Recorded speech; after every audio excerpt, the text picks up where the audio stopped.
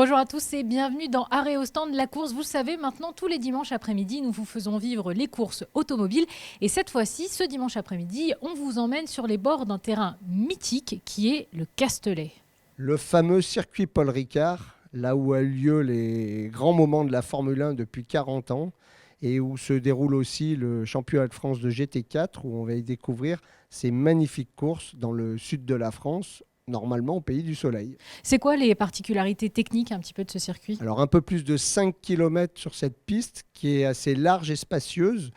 La spécificité, c'est qu'il n'y a pas de rails de sécurité très proches, il y a des grands dégagements qui sont parfois controversés et parfois appréciés pour la sécurité des pilotes. Eh bien c'est parti, on vous emmène tout de suite découvrir la course. Votre programme avec Racing Lube, spécialiste des fluides et lubrifiants pour les particuliers et professionnels.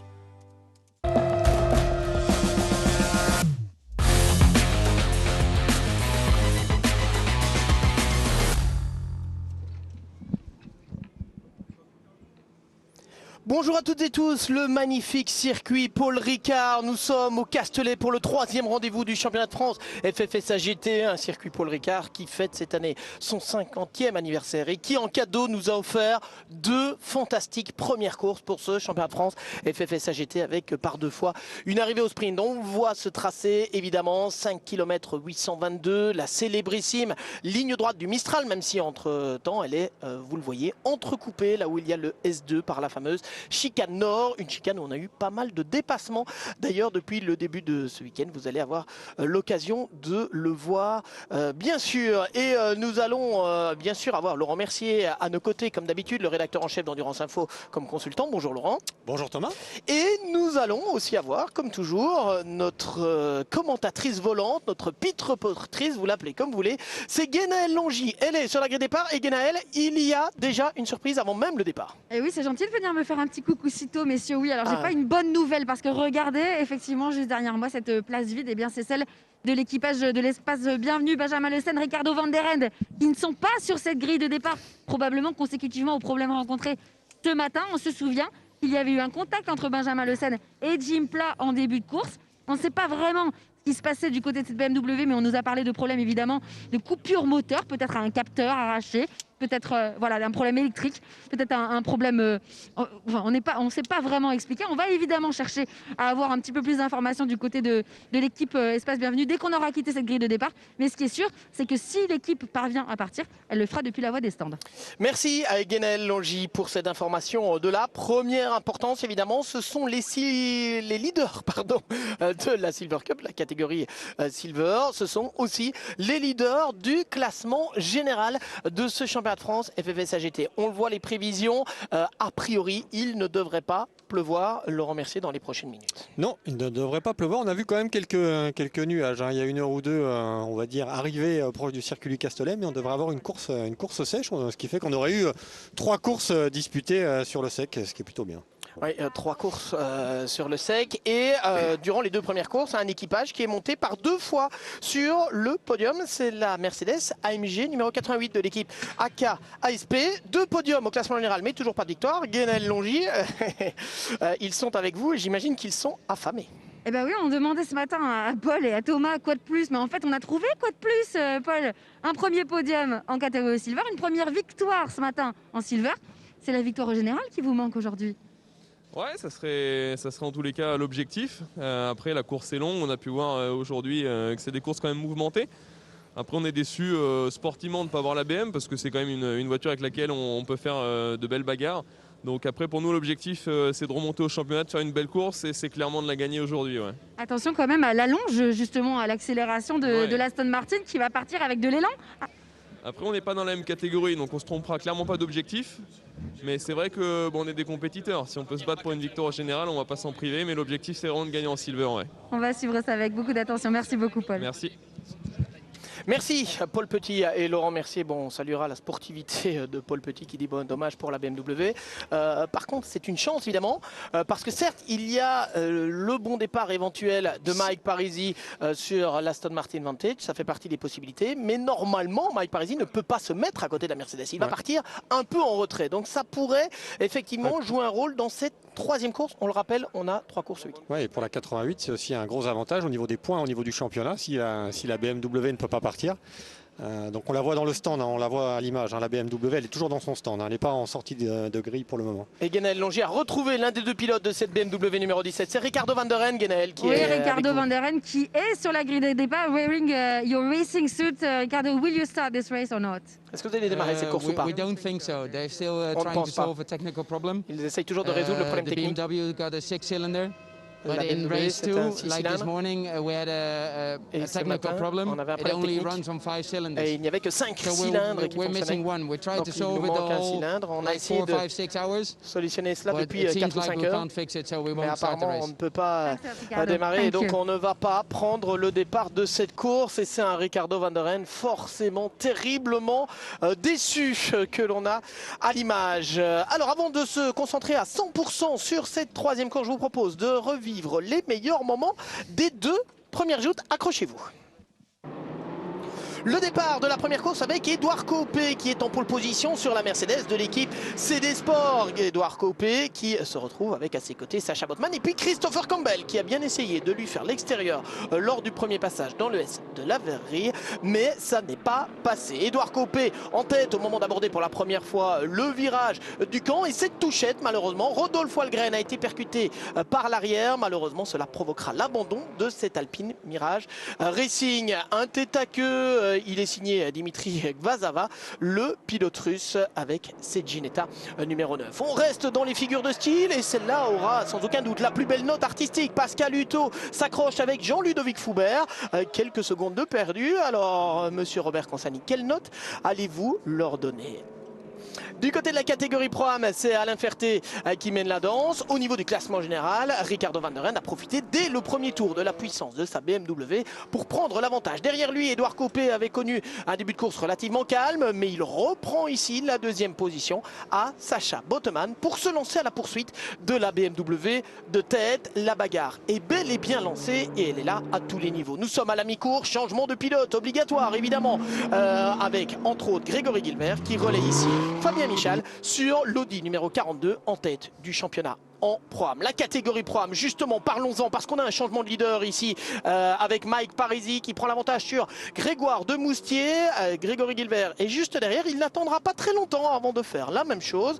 Un freinage parfait au niveau de la chicane nord. Et voici Grégory en 2e position. On revient sur la tête de la course. Fabien Lavergne en fin de course et à 2 tours de l'arrivée parvient à faire l'intérieur ici à Benjamin Le Sen. Le leadership vient de changer le camp et c'est la Mercedes AMG de l'équipe CD Sport qui s'impose. Fabien Lavergne et Édouard Copé vainqueurs devant Thomas Drouet et Paul Petit qui a pu lui aussi aller ravir une position à la BMW en fin de course. Ricardo van der Ren et Benjamin Le Sen terminent 3e. 4e place et victoire en Pro-Am pour Mike Parisi et Nicolas Gomard sur l'Aston AGS Events. Et puis victoire dans la catégorie AM pour cette Toyota de l'équipe CMR, celle de César Gazo et Wilfried Casalbon. Une arrivée au sprint ici dans l'obscurité du circuit Paul Ricard pour la première des 3 courses du championnat de France. Ce n'était qu'un apéritif de ce très beau programme. Dimanche matin, les concurrents prennent place sur la grille de départ pour la seconde course de ce championnat de France. FFS AGT, cette fois c'est Vincent Beltoise qui est en pole position sur l'Aston Mirage. Souvenez-vous, elle avait été victime d'un accrochage et contrainte à l'abandon dès le premier tour de la première course. Et Vincent Beltoise, associé à Rodolphe Walgren, ils sont bien décidés à prendre leur revanche. Par contre, grosse déception pour Ricardo van der Ren et Benjamin Le Sen. En manque de puissance, la BMW des leaders du championnat se traîne dans la ligne droite du Mistral. Elle parviendra à rejoindre son box pour essayer de procéder à l'une ou l'autre réparation. En vain, cette BMW ne reprendra jamais son rythme normal. Un accrochage avec Romain Iannetta envoyé en tête à queue par Clément Bully. Les 2 pilotes seront contraints à l'abandon. Abandon aussi pour Christophe Carrière et Didier Dumaine sur l'Aston Martin AGS Events. On se prépare dans les stands. Changement de pilote obligatoire. Le pit stop durant cette fameuse fenêtre. Et c'est à ce moment que l'équipe Saint-Éloque parvient à prendre l'avantage ici puisque l'on voit Fabien Michal repartir devant l'Alpine de Rodolphe Walgren. Lodi Saint-Éloque devant l'Alpine. Dans la catégorie âme, fantastique bagarre également avec Wilfried Casalbon qui prend ici le meilleur sur Pascal Hutto. Dans cette catégorie âme, on pense que le plus dur est fait, mais on y reviendra. Grosse bagarre en tête de la course avec Paul Petit qui est revenu sur les deux leaders. Dans la catégorie âme, Pascal Hutto rend quelque part le chien de sa chienne, si vous me permettez l'expression, à Wilfried Casalbon pour reprendre le leadership au même endroit. Fantastique bagarre entre l'Audi et la Toyota. Fantastique bagarre en tête aussi. Fabien Michal a commis une petite erreur dans le virage du pont. Rodolphe Walgren n'en demandait pas plus. L'Alpine Mirage Racing survole du coup cette deuxième course et s'impose dans cette compétition. Victoire de Vincent Beltoise et de Rodolphe Walgren devant Grégory Guilbert et Fabien Michal. On voit ici un Grégory Guilbert qui est, ma foi, très sportif. En âme, victoire Audi avec Pascal Hutto et Christophe Hamon. Ils sont allés la chercher, celle-là, avec une victoire au sprint. Et puis troisième du général et vainqueur de la catégorie Silver, Thomas Drouet et Paul Petit réalisent leur meilleure course depuis le début de cette saison. Et justement, on va en reparler de Thomas Drouet et de Paul Petit, Laurent Mercier, parce qu'ils vont s'élancer en pole position pour la course 3, alors qu'ils n'ont pourtant pas réalisé le meilleur temps dans aucune des séances qualificatives. Je voudrais que vous m'expliquiez, mon cher Laurent. Très simple. Pour cette course 3, on a fait le chrono moyen des deux pilotes, de la Q1 et de la Q2. Et c'est pour ça que cette Mercedes numéro 88 de Thomas Drouet et de Paul Petit s'élancera depuis la pole. On connaît l'homogénéité de l'équipage. Et c'est aussi ce qui a fait une partie de la différence. La voici, cette grille de départ, et c'est en l'occurrence Thomas Drouet qui sera au volant de la Mercedes numéro 88. On aurait dû avoir Benjamin Le Sen, il ne sera pas là, on l'a entendu. Fabien Lavergne partira en troisième position avec Mike Parisi à ses côtés sur la deuxième ligne. Nicolas Prost et Vincent Beltoise sur la troisième ligne. Vincent Beltoise, vainqueur de la course 2, je vous le rappelle. Lonnie Martins, le revenant, et Robert Consagny en quatrième ligne. Grégory Guilbert partira seulement 9e avec Akil Rabindra en 10e position. Simon Gachet 11e avec Aurélien Panis 12e. Romain Yanetta 13e et Grégoire de Moustier 14e. Jim Pla 15e. Anthony Beltoise 16e de cette grille de départ qui comporte 34 voitures, 33 sans la BMW, l'espace bienvenu. Voici Vincent Marcerou. Christophe Hamon en 18e position sur la voiture de l'équipe Full Motorsport et le mieux placé des concurrents de la catégorie âme. Devant Didier Dumaine et Christophe Carrière qui partiront eux depuis la 21e position. Wilfried Casalbon et César Gazo sont 22e sur cette grille de départ. Laurent Mercier, on a eu deux premières courses d'une heure absolument palpitantes, pas un seul incident majeur, pas un seul safety car, mais des arrivées au sprint deux fois, on s'est régalé. Et à chaque fois de belles manœuvres de dépassement. On l'a vu tout à l'heure dans le résumé avec notamment Pascal Hutto avec l'Audi et Wilfried Casalbon et la Toyota. Donc ça s'est bien animé jusque dans le dernier tour. Donc on devrait assister à une troisième belle course. Alors un petit coup d'œil du côté des classements du championnat. Fabien Michal, Grégory Guilbert en tête de la catégorie Pro-Am avec 32 points d'avance sur Rodolphe Walgren et Vincent Beltoise. Mike Parisi et Nicolas Gomard sont juste derrière. Ça c'est pour la catégorie Pro-Am. On va passer à la catégorie âme avec Christophe Hamon et Pascal Hutto. 30 points d'avance sur Erwan Bastard et Sylvain Karoff. César Gazo et Wilfried Casalbon sont troisième dans ce championnat, donc 30 points d'écart là aussi. Et puis voici le classement de la catégorie Silver. Benjamin Le Sen et Ricardo Van Der Ende sont en tête, mais ils n'ont plus que 12 points d'avance sur 14 points d'avance sur Édouard Copé et Fabien Lavergne qui ont l'occasion de reprendre la tête du championnat clairement ce soir. Et puis Paul Petit et Thomas Drouet qui sont en troisième position. Comme quoi, Laurent Mercier, rien n'est jamais joué d'avance parce que l'équipage de la BMW, on se disait, ils ont fait le plus dur, ils ont eu une première moitié de saison absolument fantastique. On rappellera que ici c'est la 8e course sur 12. Donc on avait tourné la page de la première demi-saison hier soir. La BM était largement en tête et on pourrait ne plus avoir la BM en tête ce soir. Oui, exactement. Donc c'est sûr que ça change très très vite. Et comme on l'a dit, ce meeting du Paul Ricard est très important dans l'optique du championnat. Il ne nous restera plus que 2 meetings de 2 courses à disputer avec Albi et Lédenon. Donc il vaut mieux sortir en tête du championnat après le meeting du Paul Ricard. Oui, 4 courses encore à disputer. Albi qui sera une découverte pour le championnat de France FFSA GT en version GT4. Et puis les deux noms où nous nous étions déjà rendus en 2019. Attention, départ dans quelques instants. Thomas Drouet, c'est lui le poleman, c'est lui qui donne le rythme. On est parti pour 60 minutes avec un pit stop obligatoire. Et directement l'Aston Martin, effectivement, de Mike Parisi qui va tenter de faire l'extérieur. Thomas Drouet qui s'est laissé déborder aussi par Fabien Lavergne sur la Mercedes de l'équipe CD Sport. Très mauvais départ de Thomas Drouet qui va virer seulement 4e. Et on a 2 Aston dans le top 3. Avec Mike Parisi et derrière une touchette qui envoie Simon Gachet en tête à queue. Et Guénel Longy avait bien vu en disant que cette Aston Martin pouvait bondir depuis la 2e ligne. Et on a une autre Aston Martin aussi à GS Evans qui pour le moment est 3e. C'est celle d'Akhil Rabindra, le pilote indien qui se place ici derrière Fabien Lavergne. Partait 10e. Et Thomas Drouet qui a mal négocié ce départ puisqu'il était en pôle et il est seulement 4e. Au moment de passer pour la première fois du côté de la Sainte-Baume, on revoit le freinage ici. Et Akhil Rabindra, si le départ est correct, et on va supposer qu'il l'est, c'est un fameux départ. C'est un bel envol, si c'est le cas. Alors il a fait l'extérieur en fait. Alors que du côté de Fabien Lavergne, on est parti avec un train de pneus neufs, alors que du côté de Thomas Drouet, on est parti avec un train qui avait 3 tours.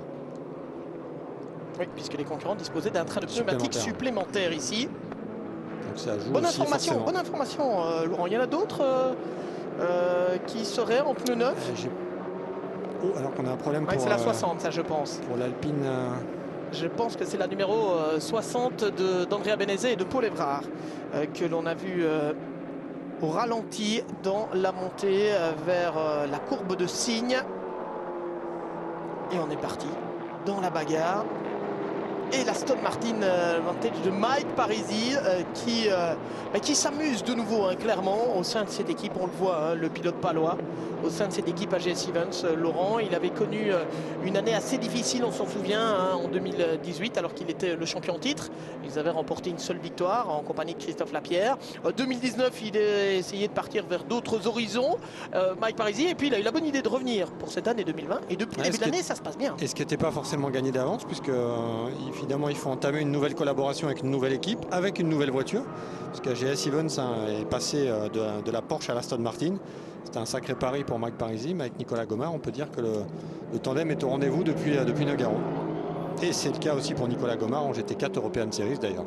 Oui, Nicolas Gomard qui a franchi un palier, je trouve, en tant que pilote âme, clairement, depuis le début de cette saison. Un pilote qui a su progresser. C'est vrai que le fait de rouler beaucoup, évidemment, puisqu'il dispute aussi la compétition européenne, ça aide. Thomas Drouet s'est fait déborder par Aurélien Panis pour la 4e position. Début de course difficile de Thomas Drouet. On a eu l'occasion, Laurent, de parler un peu avec certains pilotes qui nous ont dit, en fait, toute la complexité de trouver la bonne pression des pneumatiques. Alors, ça n'a l'air de rien, peut-être, la pression des pneumatiques. Et pourtant, en sport automobile, c'est quelque chose d'essentiel. La quantité d'air que l'on met dans les pneus va influencer la manière dont ces pneumatiques vont chauffer et vont se comporter en début de course. Et là, on peut imaginer que Thomas Drouet peut-être est parti avec une pression un peu trop basse et donc un peu moins d'adhérence que la concurrence. Par contre, quand ça va chauffer du côté de la concurrence, peut-être que Thomas Drouet, lui, va se retrouver en position idéale. On l'a vu ce matin avec Edouard Coopé, notamment sur la Mercedes CD Sport, où on a diminué la pression des pneumatiques lors du changement de pilote. Et après, Fabien Lavergne, dans son relais, a été un peu plus au top là-dessus. À l'image, l'Alpine de Nicolas Prost en lutte avec Grégory Guilbert. Et Paul Évrard s'est arrêté sur l'Alpine du team CMR, la numéro 60. Voilà, effectivement, cette numéro 60 arrêtée malheureusement dans son box. C'est l'un des premiers abandons pour l'un des équipages qui est engagé dans la catégorie Silver avec 2 jeunes pilotes qui viennent apprendre certainement beaucoup dans ce championnat de France. FFSA GT, on ne les avait pas pointés parmi les favoris, mais ils apprennent course après course et qui sait, on pourra peut-être compter avec eux d'ici la fin de la saison. En tout cas, ce ne sera pas pour cette course 3 ici sur le circuit Paul Ricard. Pendant ce temps-là, regardez, Mike Parisi et Fabien Lavergne, petit à petit, ils sont en train de creuser l'écart. Fabien Lavergne qui revient d'ailleurs sur Mike Parisi. Et puis on a Akhil Rabindra, 3e, Aurélien Panis, 4e, Thomas Drouet qui est attaqué maintenant par Vincent Beltoise. Vincent Beltoise, il partait loin aussi, lui, non? Il était 6e. Il partait quand même assez proche de l'avant. Et Fabien Lavergne, meilleur secteur 1 absolu et secteur 2. Mais le meilleur Mike Parisi, le meilleur temps est pour Mike Parisi, 2:13 995. Ceci dit, ces deux-là tournent pratiquement dans les mêmes chronos. 2 dixièmes de seconde de différence sur le dernier tour. Avec Laurent, cette approche qui est celle, est-ce qu'il faut attaquer en début de course, quitte à martyriser un peu les pneumatiques et espérer gérer l'avance après. Attention, la lutte là avec Vincent Beltoise attaqué par Lonnie Martins sur l'Audi R8 LMS de l'équipe Full Motorsport. Et ça passe pour l'Audi jaune fluo de Lonnie Martins. Et derrière, on a l'Alpine. Non seulement, et on a Grégory Guilbert aussi qui en profite pour passer devant Nicolas Prost et devant Robert Consani. Ils viennent gagner 2 places d'un coup. Grégory Guilbert, le double champion de France en titre avec cette redoutable équipe Saint-Éloque. Et ces Audi, ils sont omniprésents aux avant-postes, mais toujours pas de victoire cette année pour... au niveau général, en tout cas au niveau du scratch, ils ont gagné en catégorie Pro-Am, mais pas de victoire au classement général pour cet Audi. Le bel envol est pour Aurélien Panis, qui partait depuis la 6e ligne sur la Toyota du team CMR, et Aurélien Panis pour le moment est 4e. On vient de voir Anthony Beltoise qui a doublé à son tour Robert Consani qui se met dans le sillage d'Adrien Tambay. Et malheureusement pour Simon Gachet sur l'autre Audi, enfin une autre Audi Saint-Éloque, eh bien ça se passe moins bien. Il est arrêté au niveau du virage numéro 3, donc l'Audi numéro 14 arrêté au niveau du virage numéro 3. C'est terminé malheureusement, semble-t-il, pour la voiture pilotée par Simon Gachet et qu'aurait dû piloter Eric Debar en deuxième partie. Et c'est Christophe Hamon qui mène dans la classe AM sur l'Audi du team Full Motorsport. On a à l'image là Christophe Hamon qui est derrière Jim Pla. Qui vient de se laisser déborder par Jim Pla effectivement. Christophe Hamon, je pense qu'il doit juste essayer de s'accrocher le plus longtemps possible évidemment au pilote pro. Ils vivent une saison de rêve pour l'instant, Christophe Hamon et Pascal Hutto. Ils sont montés 7 fois sur le podium en 8 courses. Ils ont gagné 3 fois et ils sont, on l'a vu, largement en tête du championnat dans la catégorie AM avec plus de 25 points d'avance. Ils resteront, quoi qu'il arrive, les leaders aujourd'hui. La question, c'est de savoir avec combien de points ils arriveront, combien de points d'avantage ils arriveront sur le circuit d'Albi. C'est César Gazo qui est 2e pour le moment dans la classe AM, donc sur la Toyota du team CMR. Un jeune pilote qui n'a que 16 ans. C'est Benjamin du Plateau, César Gazo, c'est sa première année, on va dire, en sport automobile. Comme quoi le karting est une bonne école, quand on l'a pratiqué à un niveau relativement élevé, ce qui est le cas de César, et que l'on arrive même à 16 ans au volant d'une Toyota qui développe quand même, si je ne me trompe pas, 430 chevaux. Il faut quand même savoir maîtriser c'est la première année de la Toyota en plus en compétition, donc il faut aussi que l'équipe CMR s'habitue bien à cette voiture, et c'est plutôt un beau début de saison pour César Gazo qui fait équipe avec Wilfried Casalbo. On l'a vu dans le résumé, d'ailleurs ils ont gagné la catégorie AM lors de la première course. Ils avaient déjà gagné une fois à Nogaro, donc 2 victoires pour eux dans la catégorie AM où ils sont 3e actuellement du championnat. Mike Parisi, Fabien Lavergne en tête. Et on surveille tout cela très attentivement au sein de l'équipe Speedcar parce qu'on a notamment un Aurélien Panis déchaîné qui prend ici la 3e position. C'est de loin la meilleure course du Toyota Gazoo Racing France by CMR avec cette numéro 30. Aurélien Panis et Julien Piguet. Et Aurélien Panis qui amène le groupe de chasse. Et on a toujours Lonnie Martins qui est dans le coup. Oui, qui est bien dans le coup aussi. L'Audi Full Motorsport, la numéro 6, l'Audi jaune. Pour un retour à la compétition. On l'a vu dans les 2 premières courses, Lonnie Martins et Sacha Botman ont rempli leur mission. Et on voit, Laurent, à quel point il y a du niveau dans ce championnat. C'est par la variété des positions, des marques tout d'abord, mais aussi des positions, où on a des pilotes, c'est rare d'avoir toujours les mêmes devant. Alors ils sont là, c'est pas ça, mais c'est vrai qu'il y a vraiment un mix toujours. Il faut aussi souligner aussi le travail de la balance de performance qui a été faite, où maintenant... si vous faites le tour dans les équipes, plus personne se plaint réellement de la balance de performance. Donc il suffit de voir les écarts en piste pour en avoir la preuve. Et tout se passe quand même plutôt bien. Alors, en plus, avec notamment la Toyota, c'est forcément un peu moins facile parce que c'est la première année de compétition. Donc c'est plus facile quand vous avez plusieurs saisons derrière pour équilibrer une voiture. Mais le travail est plutôt remarquablement bien fait. Et on remarquera d'ailleurs qu'avant d'arriver ici sur le circuit Paul Ricard, au niveau du classement général, on avait 6 marques différentes aux 6 premières places, en tout cas des équipages représentant 6 marques différentes aux 6 premières places. 10 minutes déjà, pratiquement en tout cas, avalées dans cette course qui durera 1 heure. Mike Parisier et Fabien Lavergne sont en tête de cette 3e épreuve du championnat de France FFS AGT ici sur le circuit Paul Ricard. Et puis derrière, Laurent Mercier, on a une surprise pour l'instant avec cette Toyota pilotée par Aurélien Panis et qui semble très très en verve sur cette course 3. Oui, exactement. Aurélien Panis a pris l'avantage sur Akil Rabindra. Maintenant, il va falloir chasser Fabien Lavergne. Bon, il y a un petit peu d'écart, hein, puisque Fabien Lavergne est à 7 dixièmes de Mike Parisi qui mène la course et Aurélien Panis est à 7 secondes. Hein. Donc il y a 6 secondes 2 de la Mercedes CD Sport numéro 2. Mais il prend un petit peu d'air, Aurélien. Oui, et Akil Rabindra qui ralentit un tout petit peu le poleman Thomas Drouet pour l'instant. Et regardez ce que l'on vous disait avec la pression des pneumatiques en début de course. On a eu un Thomas Drouet qui a souffert durant les 2 premiers tours.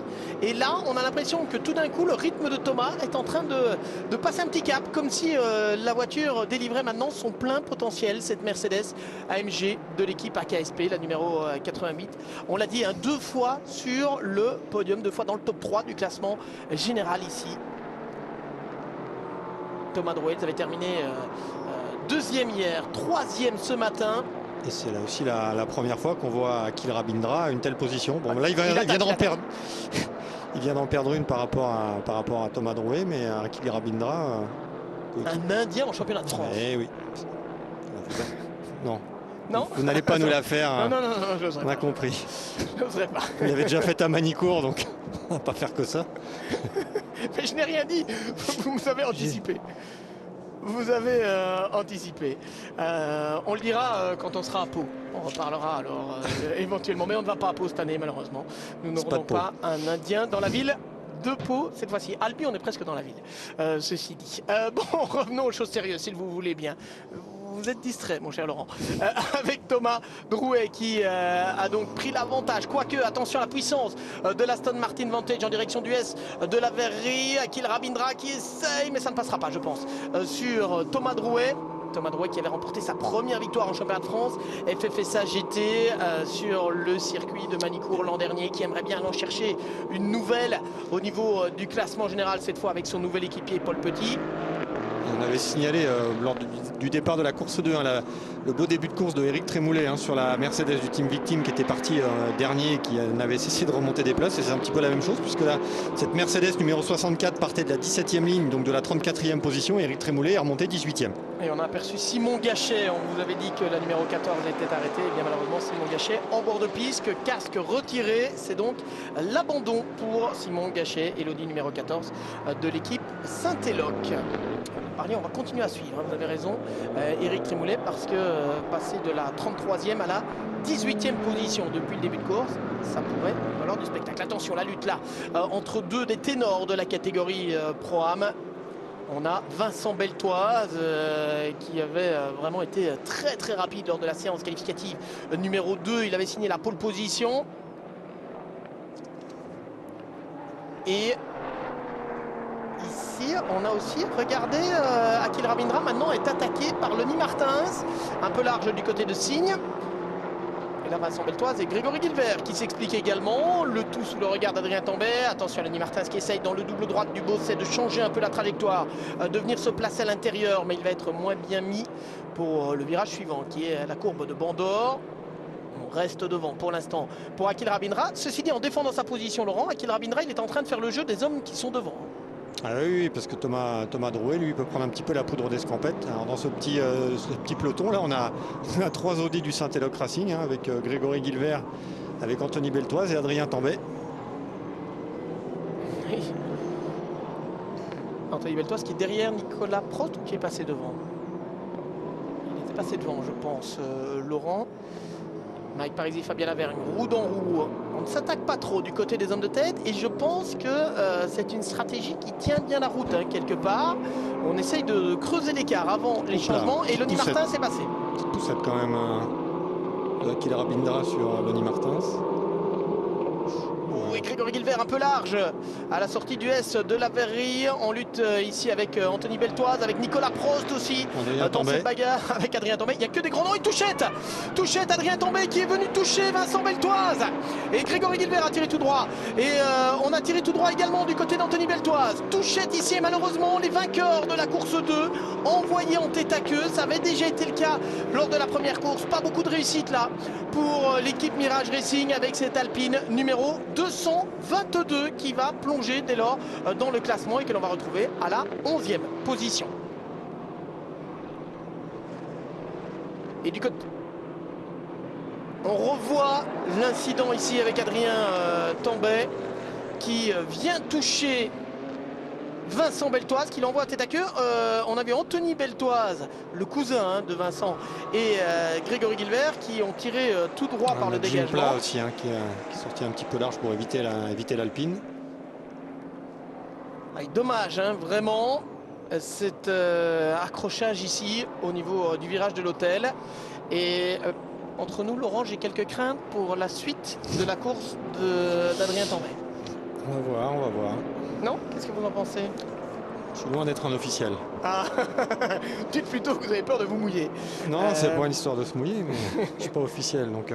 C'est pas vous qui prenez les décisions, mais ceci dit, je ne serais pas surpris en tout cas que l'incident soit placé sous enquête suite à cette touchette d'Adrien Tambay. Le fils bien sûr de l'ex-pilote de Formule 1 Patrick Tambay et ex-pilote Audi en DTM parmi d'autres choses. Adrien qui a 29 ans et essaye de relancer ici sa carrière dans le cadre de ce championnat de France FFSA GT en compagnie de Cyril Saleil. Et l'occasion de se montrer. Pendant ce temps-là, Akil Rabindra est maintenant sous la pression de Grégory Gilbert.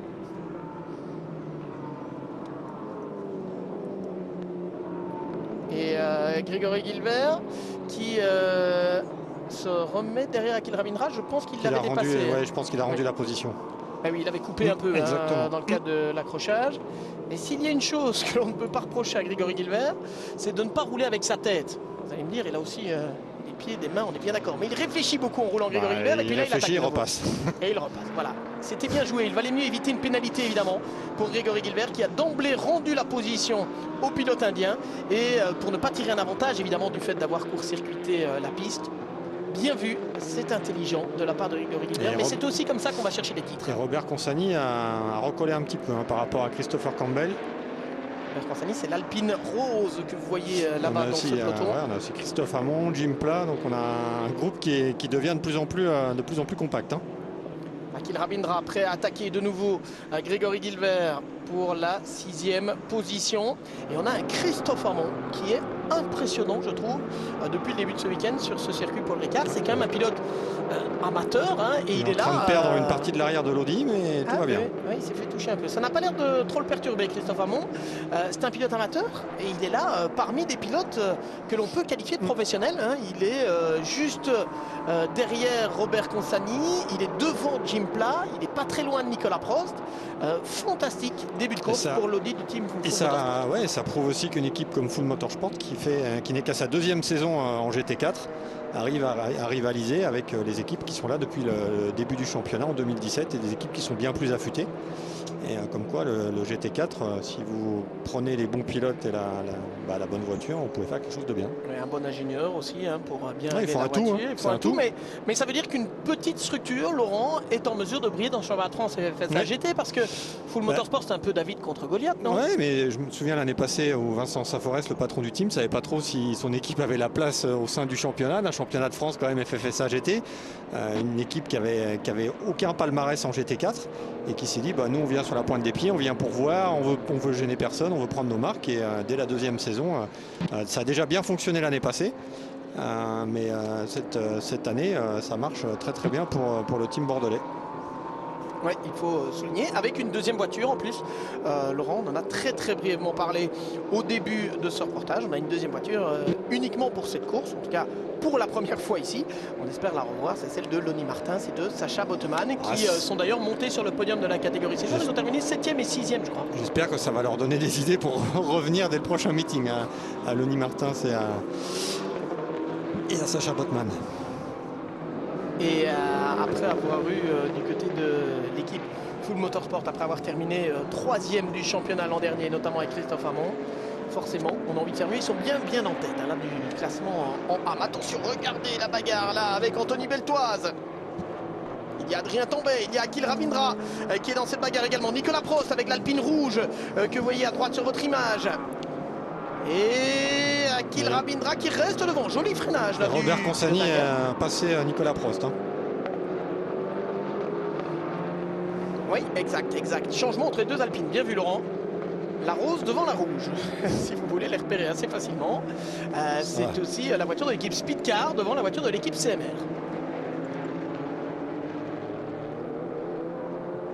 Et on va dans 5 minutes rentrer dans la fenêtre de changement de pilote obligatoire entre la 25e et la 35e minute de course.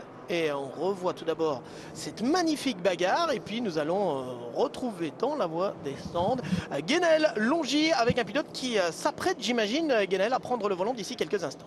Bah même pas, écoutez, il est plutôt détendu parce qu'il n'est pas du tout prêt.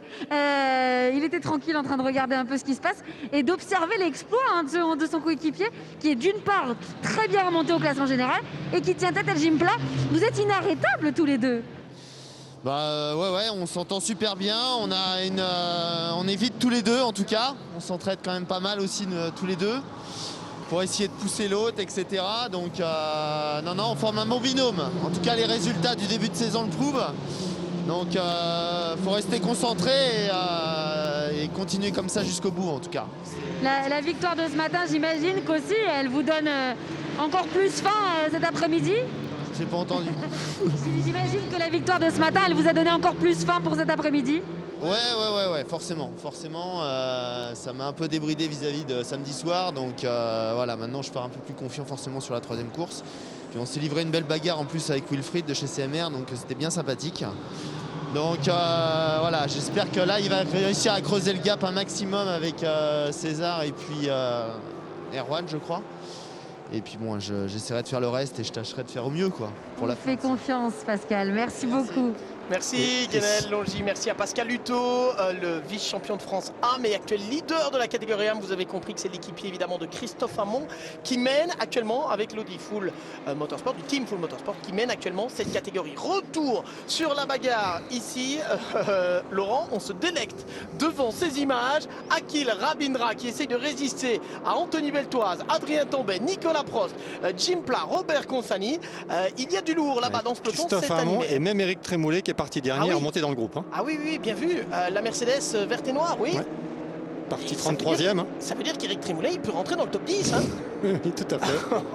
Il a un rythme, le pilote gersois, assez impressionnant. Et on le rappelle, c'est la première course du team Victime avec cette Mercedes AMG GT4, hein, puisqu'il n'était pas à Nogaro et à Manicourt pour des raisons professionnelles. Donc c'est plutôt un beau meeting là, pour le moment. Oui, de beaux débuts pour le team Jouffroy by Victime, une équipe basée dans le Gers et qui, après avoir évolué avec des Porsche lors des 3 premières saisons du championnat de France FFS AGT en version GT4, et donc passé effectivement avec cette Mercedes AMG. Ce sera un équipage à suivre hein, parce qu'ils avaient dû, on rappellera en fait, ils sont partis derniers sur la grille de départ, Laurent, parce qu'il y a eu un accrochage en qualif. Oui, un accrochage en qualif. Ils n'ont pas pu prendre part à la 2e séance qualificative, donc ils étaient déjà partis derniers de la course 2 avant de remonter, puisque Eric Trémoulet nous avait gratifié d'une très belle remontée. Puis ils avaient été contraints à l'abandon il y avait avec un souci, non il y avait un souci après et la 21 et la 42 doivent rendre 2 positions. Hein, donc ça concerne les 2 Audi du team Saint-Eloque Racing qu'on a vu sortir un petit peu large tout à l'heure pour éviter l'Alpine, et c'est Anthony Beltoise et Grégory Guilbert. Alors Anthony Beltoise va devoir rendre les positions. Grégory Guilbert, ça va beaucoup moins l'arranger parce que regardez l'écart qu'il a creusé par rapport à Akil Ravindra et par rapport à Anthony Beltoise et par rapport à Adrien Tambay. Ça veut dire que en fait Grégory Guilbert là, il peut mettre le pied sur le frein, attendre 5 secondes pour que les autres les rattrapent. Voilà, Akil Ravindra se fait déborder hein, par Adrien Tambay. Non, Anthony Beltoise. Non, mais Adrien Tambay et Anthony Beltoise. Est-ce que vous avez des nouvelles d'Adrien Tambay, mon cher Laurent? Non. Est-ce que l'accrochage a été placé ou non sous enquête? Il me semble qu'il est sous enquête. Ouais. Oui, voilà. Ouais, il est sous enquête. Et on va revoir ici. Que s'est-il passé pour Nicolas Prost? Rien. On a juste Adrien Tambay qui est là. Un débris semble-t-il sur la piste. Jim Pla qui vient se mêler à la bagarre également, qui fait l'intérieur ici. Ah, Robert Consani sous le regard de Nicolas Prost. Ça nous fait un sacré groupe. Hein. Ouais, c'est beau, hein, c'est beau. Et regardez qui est en train d'en profiter, vous avez raison. Hein. C'est Eric Trémoulet, parce qu'il est passé, je pense, Eric Trémoulet, qui profite de la bagarre entre les Alpines. On va le vérifier. Ah non, Il pardon. doit être derrière Jim Non, Pla il est juste encore. derrière Jim Pla encore. Oui, il est juste derrière Jim Pla. Je pensais Il est derrière qu'il s'était Christophe ajouté. Hamon. Ouais, derrière Christophe Hamon, il y a Grégoire de Moustier aussi, hein, qui commence à se mêler aussi à la bagarre, qu'on voit derrière la Mercedes verte et noire. En fait, Akil Rabindra, il a un peu retenu tout le monde en défendant sa position. Ouais, parce que Grégory Guilbert a vite pris la poudre d'escampette sur la 42. Donc Jim Pla va passer le pilote indien.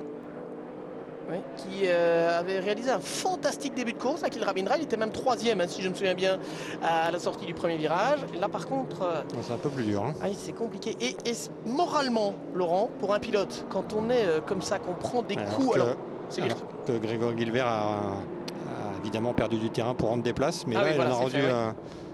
Il a rendu les positions, Grégory Guilbert. Et là, on saluera de nouveau le fait qu'il n'a même pas contesté quelque part. Il sait qu'il doit aller chercher des points. C'est probablement la victoire, enfin c'est peut-être la victoire qui est en train de leur échapper. Mais il faut marquer des points.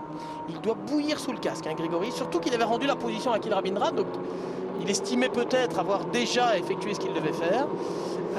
Je disais pour Akil Rabindra, Laurent, ça doit être difficile parce que le pilote, entre guillemets, prend des coups. Alors c'est pas des coups réels, hein, il n'y a pas de coups véritablement de portière, mais quand on se fait passer une fois, deux fois, on perd le rythme, on sort du rythme, on s'énerve un peu et puis ça devient difficile là. Ça devient difficile et c'est ce qui peut aussi vous pousser à la faute. Oui, clairement. Hein. Clairement, il faut... Pour Vincent Beltoise, hein, suite au tête à queue tout à l'heure, Vincent Beltoise avec l'Alpine Mirage, hein, il est 17e pour le moment. On le voit en queue de peloton, là, en queue de paquet.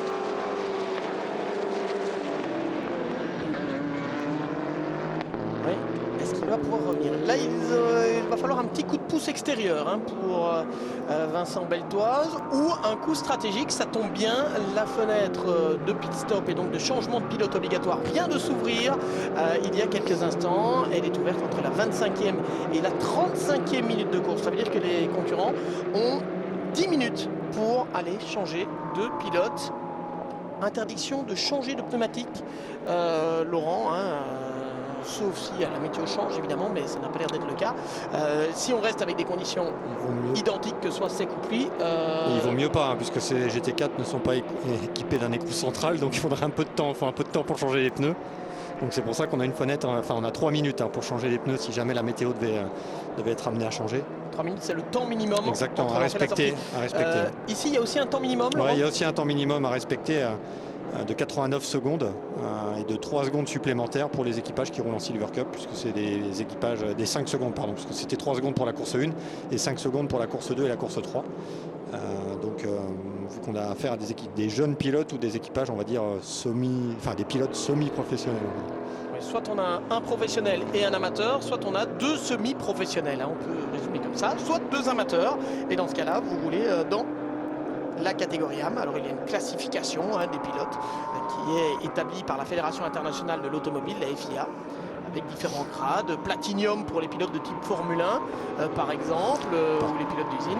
Gold pour les pros, Silver et bronze, Laurent. Et par contre, pour Grégory Guilbert, on devait rendre 2 places, mais finalement, on en a perdu plus de 2. Hein.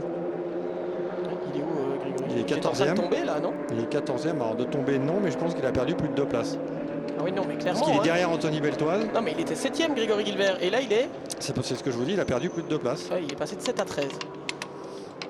Il est passé de 7 à 13. Donc oui, grosse perte pour Grégory Guilbert dans ce cas-ci. L'arrêt de Robert Consani et Benjamin Lariche. L'arrêt également d'Éric Trémoulet après ce bon début de course. On a décidé, Laurent, du côté de ces deux équipages-là, de sortir quelque part du rythme des autres et de la stratégie des autres en rentrant un peu plus tôt. On a l'arrêt également de cette voiture qui est engagée dans la catégorie AM avec un nouvel équipage pour ce rendez-vous, Laurent. Oui, nouvel équipage, on a une quatrième voiture avec Joseph Collado, hein, sur cette numéro 10 qui fait équipe avec Eric R. On vérifie aussi la pression des pneumatiques. On ne peut pas changer les pneus, on l'a dit, mais pour vérifier la pression des pneus, on ne peut pas remettre de l'air, on peut en retirer un peu du côté de ces pneus Pirelli, qui sont des pneus identiques évidemment pour tous les concurrents. Et là, on voit des essuie-glaces aussi sur la voiture, oui. sur la numéro 4. Oui, bien vu. Bien vu. Est-ce qu'il pleut?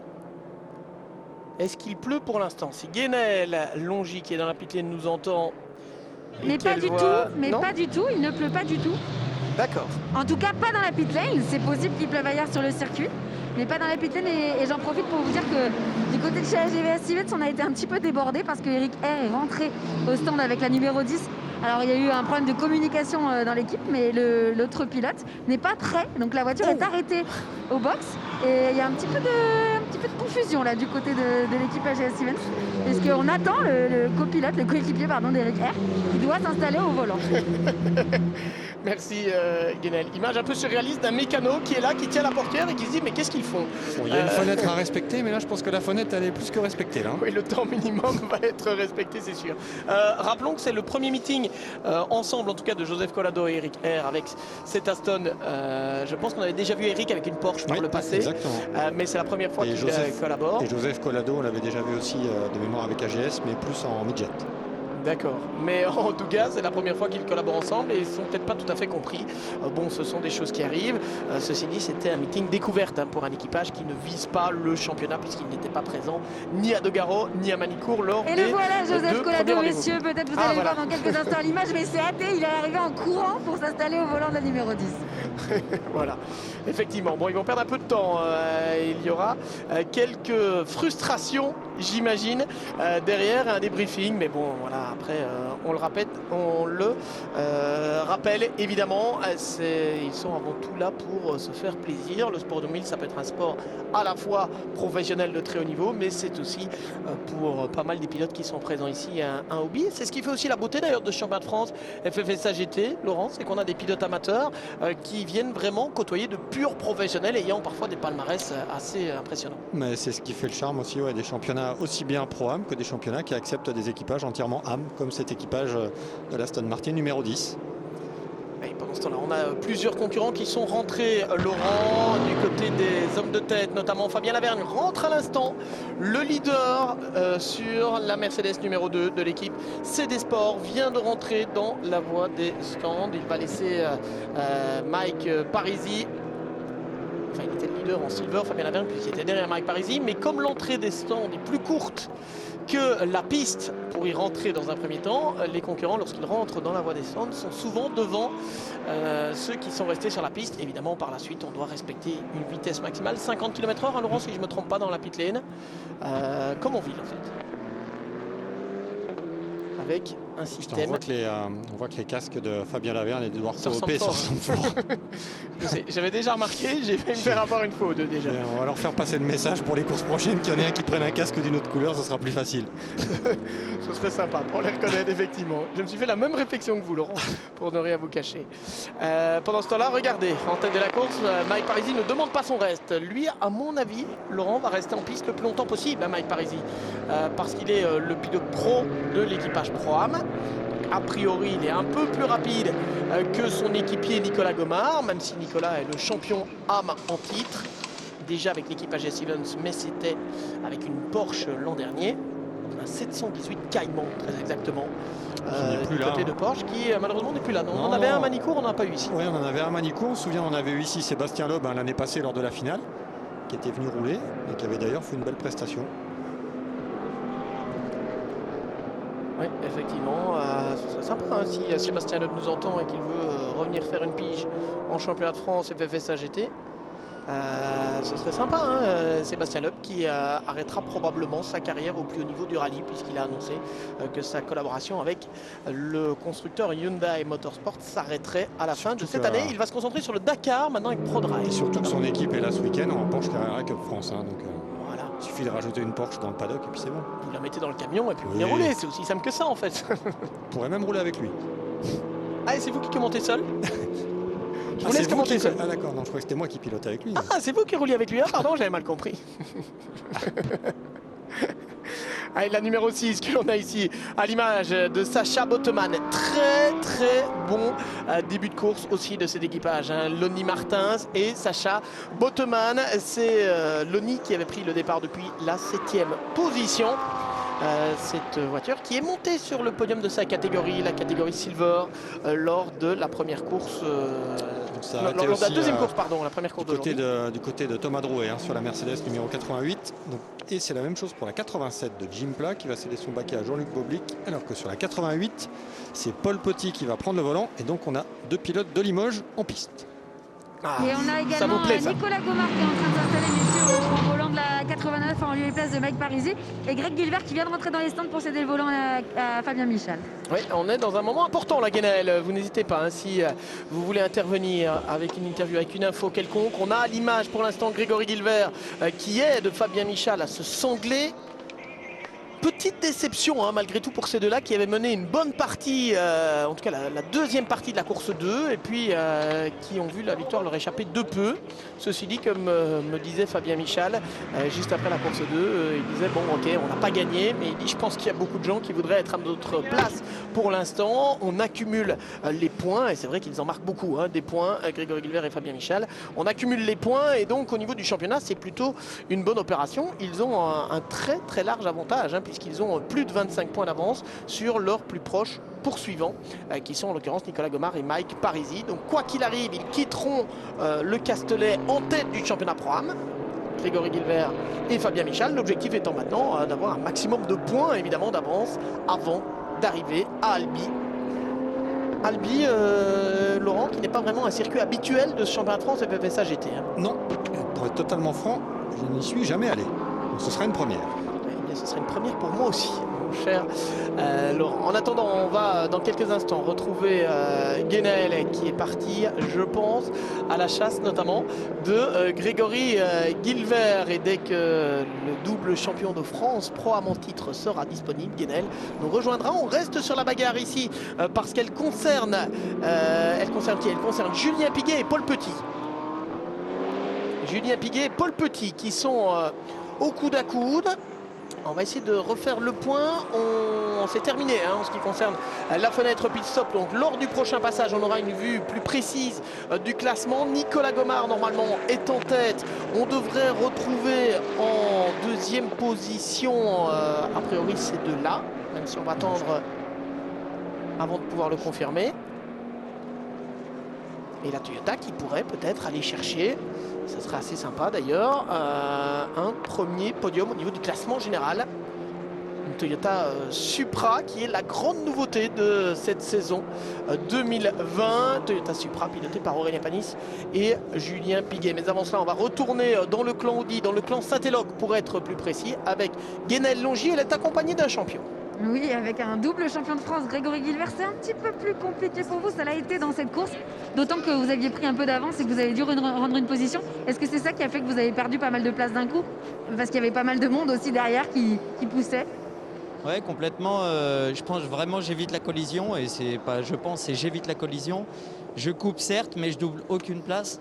Il faudrait que les arbitres se décident. Je conteste pas la faute, mais il faudrait une décision plus rapide. J'avais pris un gap énorme et me remettre dans le peloton, c'est générateur d'accrochage, donc c'est vraiment pas cool. Donc je suis vraiment pas content de la situation et de la décision, mais voilà, je la respecte. On est sport. Maintenant Fabien il va finir sa course. On était P2, c'est dommage. Alors si on revient un petit peu sur le début de saison pour vous, vous avez gagné 2 fois en Pro-Am. En revanche, toujours pas de victoire au classement général. Même si vous êtes en tête du classement de votre catégorie, j'imagine qu'il y a un petit peu de frustration à ce niveau-là. Ouais, exactement. Je pense que le niveau est très élevé. On le voit course après course. Il y a un très beau plateau. Je remercie SRO de nous offrir un plateau d'une qualité pareille. Donc voilà, on était à 2 doigts tout à l'heure. Il y a une petite virgule de Fabien. Mais bon, la voiture, elle est quand même pas facile. La BOP est pas évidente vis-à-vis de notre Audi. Mais encore une fois, on laisse faire les personnes compétentes et on rentre pas dans cette polémique-là. Mais voilà, on prend du plaisir à chaque course. On n'a certes pas de victoire encore au général, mais ça va arriver. C'est tout ce que vous souhaite. Merci Greg. Merci Grégory Gilbert, merci à Guénel Longy. J'adore la manière dont Grégory Gilbert fait passer des infos très calmement. Attention sur Nicolas Gomard et Édouard Coopé. Oui. Je pense qu'Edouard Copé vient de prendre la tête de la course. Ah oui, bien vu. Bien vu, Edouard Copé qui double ici Nicolas Gomard, bien vu Laurent, et on pourrait donc avoir peut-être une nouvelle victoire de Fabien Lavergne et Edouard Copé qui avait déjà gagné hier lors de la première course. Nicolas Gomard et Mike Parisi en deuxième position et derrière, regardez Paul Petit qui prend l'avantage sur... ce n'est plus Aurélien Panis mais c'est Julien Piguet qui est actuellement au volant de cette Toyota. Julien Piguet sur la numéro 30 qui n'a pas pu résister ici à une attaque de Paul Petit. Et ça a changé aussi en rame, Thomas, puisque c'est Wilfried Casalbon qui maintenant mène devant Pascal Hutto. Ah oui, alors qu'il y avait pourtant une belle avance de Christophe Hamon. Donc on a perdu un peu de temps, semble-t-il, autour du pit stop. On a 2 pénalités, une pour la numéro 4, une pour la numéro 66. La 66, c'est celle de Wilfried Casalbon. Exactement, donc là ça va poser un problème, donc une seconde de pénalité. Oui, mais pas de pénalité, c'est un stop and go. Ça veut oui, dire c'est un qu'il stop rentre, and go, oui, c'est un stop and go pénalité. Oui, et donc voilà, on se demandait pourquoi l'Audi avait perdu du temps, mais peut-être que la Toyota en fait était trop vite pour effectuer son changement de pilote obligatoire, parce que Wilfried Casalbon et César Gazo vont être pénalisés d'un stop and go, donc revenir par la voie descente, s'arrêter, une seconde à attendre. Pourquoi? Parce qu'ils ont été une seconde trop court. Et c'est le cas aussi pour Jihad Aboujaoudé, qui est le pilote de la Mercedes numéro 4 du team CD Sport, et c'est le seul pilote du plateau qui roule en solo. Oui, son équipier libanais, ils sont tous les deux libanais, Shahan Sarkissian étant malade, il n'a pas pu disputer cette épreuve. Donc Jihad Aboujaoudé, comme c'est autorisé dans la catégorie AM, a dispute en tout cas ce meeting. Il aura pris du temps de roulage, parce qu'avec 3 courses de 60 minutes en solo, Jihad Aboujaoudé, il s'est certainement un peu fatigué. Et Edouard Copé avec moins d'une seconde d'avance sur Nicolas Gomard. Nicolas Gomard qui très intelligemment, je trouve, n'a pas essayé de résister à Edouard Copé et va simplement essayer de suivre le rythme comme s'il avait une locomotive devant lui pour essayer de le maintenir le plus loin possible devant ses rivaux de la catégorie Pro. Oui, il y a une vingtaine de secondes d'avance sur Fabien Michal qui est deuxième en Pro-Am, qui lui mène de 2 secondes 5 sur Christopher Campbell. Et un pilote à surveiller, je pense, ça va être Paul Petit. On a vu en début de course avec Thomas Drouet notamment, on a vu que la voiture mettait un peu de temps à démarrer, mais peut-être parce que la pression des pneus était un peu plus basse. C'est une hypothèse que nous avions posée. Si c'est le cas, ça veut peut-être dire aussi que les pneus vont tenir un peu plus longtemps. Donc on va surveiller Paul Petit jusqu'au bout. Il reste 18 minutes de course. On a une Toyota qui est 4e pour l'instant du classement général. Elle est pilotée par Julien Piguet. Et l'équipier de Julien Piguet n'est autre qu'Aurélien Panis. Il est avec vous, Guenel. Oui, Aurélien, très beau boulot dans votre premier relais, remonté de la 12e à la 3e position. Il y avait du boulot en piste, il y avait du taf, comme on dit. Ouais, écoute, c'était bien sympa, je me suis bien amusé, il y avait des belles bagarres, toujours fair play, donc non, c'était sympa. Voilà, j'espère maintenant que Julien va bien finir le boulot, j'en suis sûr. On progresse jour après jour avec toute l'équipe CMR et Toyota avec cette nouvelle voiture. C'est pas facile, mais voilà, ça serait bien de finir sur un podium pour toute l'équipe cette fin de course. Mais justement, j'allais y venir, on vous avait pas vraiment vu aux avant-postes depuis Nogaro. Là, on sent que vous prenez un peu plus aussi la mesure de cette nouvelle auto. Oui, bien sûr, c'est une voiture toute nouvelle dans le championnat, donc voilà, il y a des petits problèmes de jeunesse, mais honnêtement, c'est une très bonne voiture. Il faut juste qu'on arrive à trouver les bons réglages. Je suis sûr qu'avec CMR et Toyota, on va y arriver. Eh ben, écoutez, c'est tout ce qu'on vous souhaite. Merci beaucoup, Aurélien. Merci à Aurélien Panis, merci à vous, Guenel Longy. Aurélien Panis, qui n'est plus le fils du dernier vainqueur français en date d'un Grand Prix de Formule 1. Il est toujours le fils d'Olivier Panis, bien sûr, mais entre-temps, vous le savez, on a Pierre Gasly qui est venu mettre un terme à 24 ans de disette. Comme quoi, on a la passion dans le sang, évidemment, chez les Panis.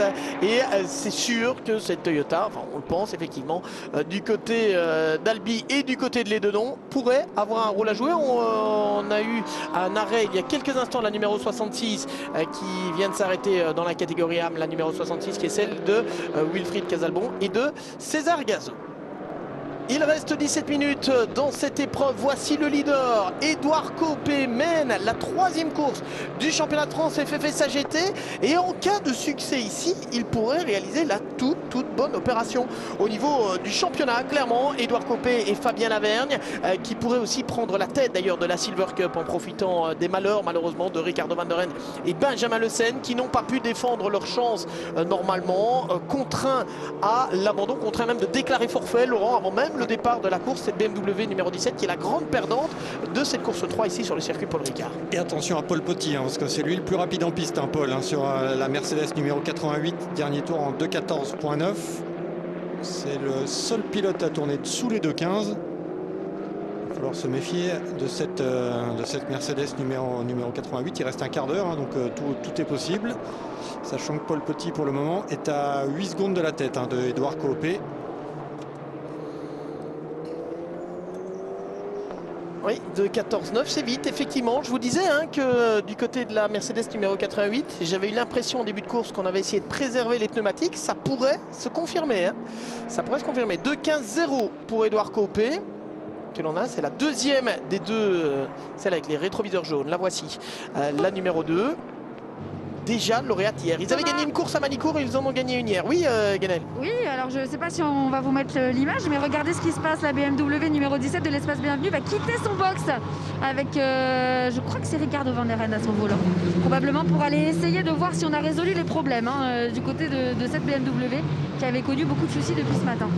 Oui, effectivement, des problèmes de cylindres, Ricardo Van Der Ende l'avait dit à votre micro, Guenaël. 5 cylindres au lieu de 6, ça marche moins bien pour le moteur de la BMW. Et effectivement, on va essayer de voir si le problème est résolu, même si, Laurent... Oh, attention, les leaders du championnat AM. Caluto au ralenti. Les leaders du championnat AM qui avaient été d'une régularité absolument remarquable. Et bien ce week-end n'est pas celui des leaders du championnat. Ricardo Van Der Ende et Benjamin Le Sen qui étaient les leaders du championnat général et dans la Silver Cup. Large leader, et on sait évidemment ce qu'il en est advenu. Pascal Hutto et Christophe Hamon, large leader du championnat A, mais qui s'arrête ici dans le double droite du Beausset. Pascal Hutto qui doit se ranger sur le bas-côté. Ils vont garder la tête du championnat, mais leur avance va fondre à une vitesse ici évidemment, à 15 minutes du drapeau à damier. Cruelle déception pour Pascal Hutto et Christophe Hamon sur l'Audi du Team Full Motorsport. Et ça fait les affaires du coup de Didier Dumaine et Christophe Carrière, alors que la BMW de l'Espace Bienvenue, elle, quitte son stand. On a l'image. Et donc en RAM, c'est la tête pour le moment pour Didier Dumaine, Christophe Carrière qui mène devant Sylvain Karoff et Erwan Bastard sur la Ginetta du Team ANS Motorsport. Et pour le moment, la 3e place en RAM est pour Laurent Coubard sur l'Alpine Bottmer Auto. Voilà, et on voit cette numéro 17 qui repart. Ceci dit, Ricardo Van Der Ende n'a toujours pas ses 6 cylindres, à mon avis. Quand on voit la vitesse à laquelle il évolue. Pascal Hutto qui essaie de revenir, qui va essayer de repartir malgré tout. Essayer au moins de se classer en fait, Laurent, c'est l'idée. Oui. Alors j'ai une petite info évidemment à mettre entre guillemets, tant qu'on n'a pas de confirmation, mais ça vient quand même de l'équipe Full Motorsport. Ce serait, semble-t-il, pour Pascal Hutto une panne d'essence, messieurs. Et là, ça veut dire qu'on est quand même à 13 minutes de l'arrivée et c'est pas une petite quantité d'essence qui manquerait dans le réservoir de l'Audi. Vous m'avez retiré les mots de la bouche, Guenel, j'allais vous dire. Parfois, on a une panne d'essence dans le dernier tour. On se dit que le calcul a été un peu juste. Là, c'est sûr que si on a une panne d'essence maintenant, effectivement, là, on a des mécanos qui vont s'en vouloir, mais ça peut arriver, et ça peut d'autant plus arriver, Laurent, je crois qu'il faut le rappeler, on ne l'a pas assez mentionné, on a un calendrier, parce qu'il y a ce fameux coronavirus, bien sûr, on a un calendrier qui a été incroyablement condensé, c'est la 3e épreuve ici en 6 semaines, et vous avez eu l'occasion, Laurent, en vous rendant dans les équipes, en parlant avec les team managers, en parlant avec les mécaniciens, de voir à quel point on n'imaginait peut-être pas ça au début de la saison, mais à quel point cette saison elle est éprouvante. On le savait avant, mais tant qu'on ne l'a pas vécu, évidemment, on s'en rend pas compte. Et c'est d'autant plus éprouvant pour les équipes, pour 3 des équipes qui roulent ici, qui cumulent GT3 et GT4. C'est le cas pour Saint-Éloque Racing, pour AKSP et pour CMR. Et qui sont sur les circuits tous les week-ends. Oui, exactement. Il y a GS Evans aussi qui fait 2 programmes en GT4 avec la GT4 European Series et le championnat de France. Donc évidemment, pour toutes ces équipes, tous ces mécanos, c'est beaucoup de travail, beaucoup de révision pour les voitures et des nuits qui sont très très courtes. Et je tire un grand coup de chapeau d'ailleurs aux équipes qui vont disputer dans quelques semaines les Total 24 heures de Spa, puisque c'est le gros morceau de la saison en GT3 et on aura 3 équipes qui roulent dans ce championnat de France FFSA GT qui seront en lice à Spa. Et on a un nouveau leader dans la catégorie âme. Et vous parliez de l'équipe AGS Event, c'est Didier Dumaine que l'on retrouve en tête. Et on sait à quel point ils ont souvent joué de malchance depuis le début de cette année, Didier Dumaine et Christophe Carrière. Cette fois, est-ce que la chance est de leur côté? On les retrouve en tout cas en tant que leader de la catégorie âme avec cette équipe AGS Event. Ils sont 19e du classement général. Leader en âme, la deuxième position âme, c'est pour la Ginetta que l'on aperçoit là à l'arrière de ce peloton, qui est celle de Sylvain Caroff, la numéro 72 de l'équipe ANS Motorsport. Alors qu'on rentre à nouveau du côté de la BMW, l'espace bienvenu. Donc ça aurait été un petit tour pour Ricardo Van der Ende. Juste pour voir si le 6e cylindre s'était réveillé, mais apparemment il est toujours en pause dominicale. Malheureusement pour cette BMW M4. Grosse désillusion pour Benjamin Lessen et Ricardo Van der Ende, sans aucun doute. Grosse frustration évidemment. Et là le fait d'avoir aussi ce programme condensé, Laurent, puisqu'on a 3 courses alors que normalement on en a 2, mais comme on a dû annuler un événement et pour garder un total de 12 courses sur l'année, on a rajouté une 3e course de 60 minutes à Nogaro ici. On se dit, si ça avait été un programme normal, bon ben voilà, ils avaient un problème dans la course 2. Le problème c'est que, vous l'aviez dit ce matin d'ailleurs, si on a un problème dans la course 2, on risque de le payer en course 3. Et là, on a l'exemple parfait. Tout à fait, avec des courses qui s'enchaînent. Forcément, c'est surtout la course 2 où il ne faut pas de problème. Ouais. Et là, marquez pas de chance. Ceci dit, la saison est loin d'être terminée. Chacun va avoir, comme toujours sur une saison, va avoir ses hauts et ses bas. Ça fait partie du sport de manière générale, du sport automobile en particulier, où la mécanique peut aussi venir jouer un rôle, bien sûr. Et après un début de saison fait plutôt de bas pour Édouard Copé et Fabien Lavergne. On se souvient de 2 premières courses très très difficiles à Nogaro. Et puis petit à petit, les choses étaient revenues en ordre, avec notamment un premier succès à Manicourt. Ils ont gagné hier soir également, après le dépassement de Fabien Lavergne en fin de course, un très très belle attaque au niveau de la chicane du Mistral pour Fabien Lavergne qui avait surpris Benjamin Lessen. Ils ont gagné hier et aujourd'hui on voit qu'ils vont peut-être aller chercher une deuxième victoire qui va totalement les relancer dans l'optique du titre. Édouard Copé qui avait terminé 3e du championnat l'an dernier, déjà sur cette Mercedes CD Sport, pour ce qui était sa première année en sport automobile. Le moins que l'on puisse dire, c'est que le garçon est talentueux et ici il est impressionnant. Ouais, c'est surtout qu'Édouard Copé est aussi à l'aise dans une GT que dans un prototype. Donc, vu son âge à 18 ans, je pense que ça fait partie des pilotes qu'il va falloir surveiller pour intégrer les catégories supérieures. Alors qu'on voit toujours l'Audi Full Motorsport de Pascal Hutto qui est toujours arrêté en bord de piste et qui devrait rester là jusqu'à la fin de la course. Ouais, et le jeune Toulousain, il nous impressionne, on doit le dire, Édouard Copé, par son calme aussi, parce que quand vous voyez le garçon en dehors de la voiture, alors qu'en général, quand on a des jeunes de 18 ans, ils sont très très chauds, ils sont très expansifs. Ouais, Édouard, il est calme. Coaché un petit peu par Olivier Plat, Édouard Copé. C'est un bon coach, évidemment. C'est un bon coach. Et on a un arrêt du côté d'une Toyota. Thomas, oui, c'est la voiture de Julien Piquet, Aurélien Palis, qui est arrêté devant son stand et Julien Piquet qui sort de la voiture. Ah, c'est ce que l'on avait cru voir, Guenel. Ah, et c'est un crève-cœur là pour la Toyota du Toyota Gazoo Racing France. C'est un crève-cœur, effectivement, avec l'arrêt de cette Toyota numéro 30 qui allait peut-être pouvoir monter sur le podium dans la catégorie Silver. Et malheureusement, ce n'est pas le cas. On revient ici à l'image sur le leader, Édouard Copé, et qui, pour nous parler mieux peut-être d'Édouard Copé que le team manager de l'équipe CD Sport qui l'engage, c'est en l'occurrence Laurent Cazenave, et il est avec vous, Guenel. Oui, je suis avec Laurent Cazenave pour parler un petit peu de la belle campagne de cette Mercedes de l'équipe CD Sport là, qui est vraiment en bonne voie vers une nouvelle victoire. Et surtout, il y a quand même de fortes chances que ce soir vous récupériez les rênes du classement Silver avec Édouard et Fabien. Pour l'instant, on va en parler dans 10 minutes. Pour l'instant, il reste 10 minutes de course. Et on a perdu une course dans le dernier tour à Manicourt. Donc on va croiser les orteils, le gros orteil, le petit orteil et tous les doigts des mains. Voilà. Et effectivement, on va espérer que cette fois, on aille jusqu'au bout. Bien évidemment, pour la 17 et la voiture de notre ami André Grammatico et de François Gagneux, c'est fait nos affaires. Mais quand on aime la course et quand on aime le sport et quand on voit ce qui leur arrive, je suis très heureux pour nous si ça se passe comme ça. Mais je suis aussi malheureux pour eux parce qu'on sait qu'est-ce que c'est ces moments de galère Et forcément, j'espère qu'on aura une belle revanche à Albi. Et surtout qu'on évitera, nous, de notre côté, ce genre de problème. Mais je pense à eux aussi. Merci beaucoup Laurent Cazeneuve, superstitieux qu'on retrouvera après à Albi, pratiquement à la maison pour l'équipe CD Sport. Merci Laurent. Merci Guénel, merci à Laurent Cazeneuve. C'est de la superstition ou c'est de l'expérience aussi en se disant bon, surtout ne pas parler trop vite. Et là, Olivier Estève s'est offert une petite figure du côté du virage de la Sainte-Baume. Tête à queue pour Olivier Estève, sans conséquence effectivement. Je reviens sur l'équipe CD Sport, si vous le voulez bien le remercier, parce que c'est l'équipe qui avait remporté le premier championnat de France FFSA GT en version GT4. C'était en 2017 à l'époque avec des Porsche. Après avoir connu quelques passages plus difficiles, on peut dire que là ils reviennent au sommet de leur jeu, si l'on peut dire, au sommet de leur art. Oui, parce que 2017 ça avait été une année très riche avec le titre. 2018 ça avait été un petit peu plus compliqué. On a changé de marque l'année passée en 2019 avec une seule Mercedes. Et donc là maintenant on passe à la vitesse supérieure du côté de CD Sport. Oui, clairement, avec non seulement 3 Mercedes, mais la possibilité d'aller chercher un titre cette année en Silver Cup, pourquoi pas au niveau du classement général également. Et là, on a à l'image ceux qui mènent le classement.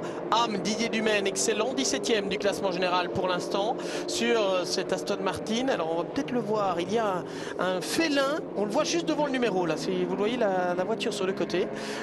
Une sorte de Jaguar, en quelque sorte, c'est Guénel Longy qui nous l'a montré hier. Qui est destiné à chasser le... C'est une panthère, messieurs. Ah, merci Guénel, voilà, merci pour cette précision. Soyez précis, s'il vous plaît. Oh, excusez-moi, je ne suis pas un spécialiste en félin, je dois vous dire.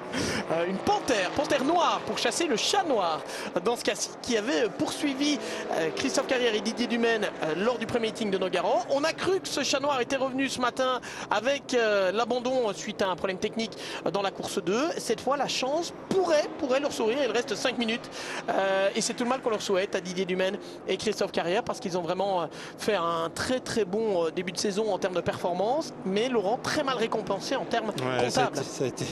Ça a été assez compliqué. Et bon, si victoire il y a au bout, ce qu'on peut leur souhaiter évidemment, ce sera une récompense pour eux. Et où en sont leurs rivaux? Eh bien, c'est Laurent Coubard, excellent deuxième pour l'instant. Laurent Coubard sur l'Alpine numéro 76. Ils étaient déjà montés 2 fois sur le podium de la catégorie AM à Nogaro. Laurent Coubard et Jean-Charles Rédélé, qui n'est autre que le fils de Jean Rédélé, le créateur de la marque Alpine. Laurent Coubard, il a passé Sylvain Caroff. Et c'est toujours Wilfried Casalbon, mais lui qui est un petit peu plus loin, du coup en 4e position.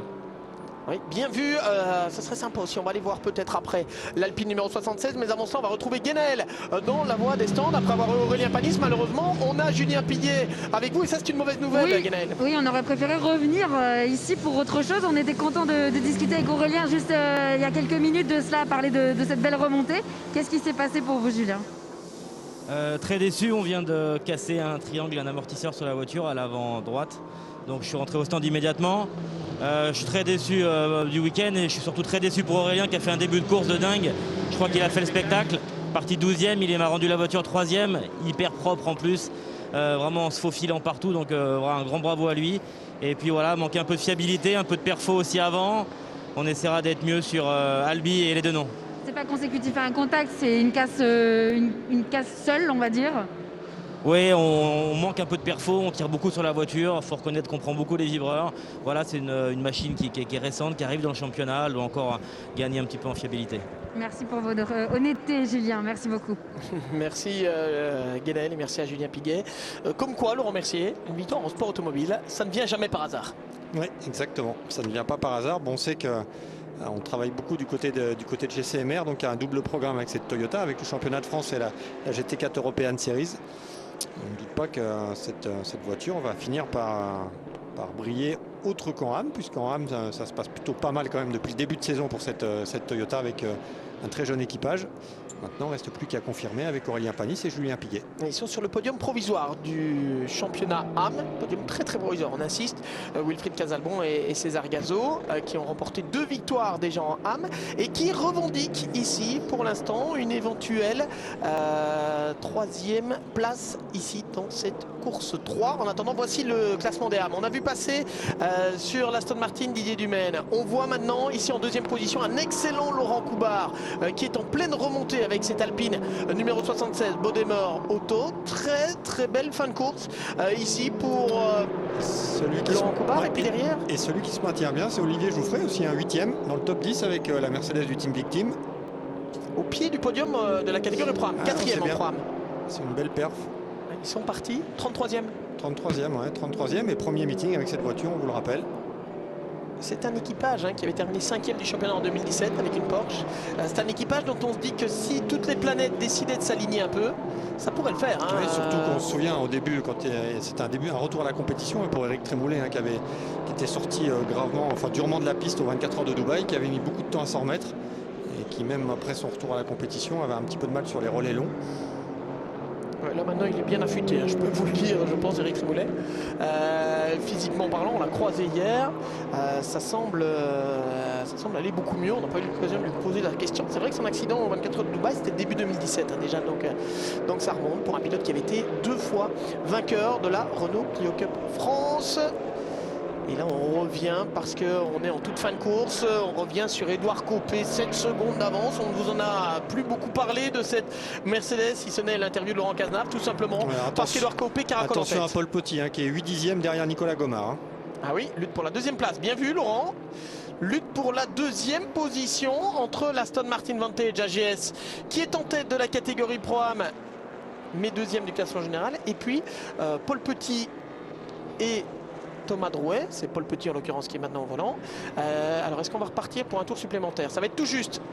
Ça va être tout juste au niveau du chrono. Est-ce que le drapeau à damier va s'abaisser devant Édouard Copé ou est-ce que l'on repart? Et on repart, encore un tour. 5 km 800 encore pour Édouard Copé avant le drapeau à damier. Et derrière, regardez, ça ne va pas faire les affaires de Nicolas Gomard qui espérait voir la course terminée et qui a maintenant Paul Petit derrière lui. Ça a moins bien fonctionné que ce matin, parce que ce matin, l'arrivée s'est faite 4 dixièmes après l'heure de course. Ah, ça c'est tout juste. C'était vraiment limite.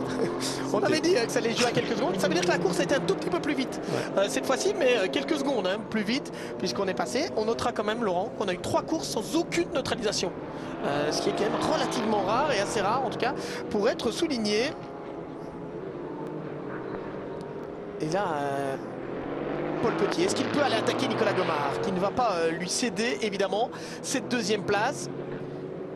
Paul Petit et Thomas Drouet qui pourraient quand même, Laurent, si je ne me trompe pas, monter sur le 3e podium du week-end au classement général. Ça ferait une bonne affaire au championnat.